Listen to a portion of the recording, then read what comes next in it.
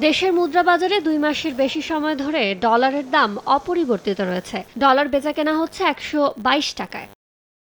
বৃহস্পতিবার সকালে দেশের মুদ্রা বাজারে প্রধান মুদ্রাগুলোর মধ্যে কমেছে ইউরো, পাউন্ড, অস্ট্রেলীয় ডলার, জাপানি ইয়েন, সিঙ্গাপুরি ডলার ও ভারতীয় রুপির মান। এর মধ্যে ইউরো বেচাকেনা হচ্ছে ১৩৮ টাকায়, পাউন্ড ১৬১ টাকা ৭১ পয়সায়, অস্ট্রেলীয় ডলার ৭৭ টাকা ৫৭ পয়সা, জাপানি ইয়েন ৮৫ পয়সা, সিঙ্গাপুরি ডলার ৫২ টাকা ৬৭ পয়সা এবং ভারতীয় রুপি বেচাকেনা হচ্ছে ১ টাকা ৪২ পয়সায়।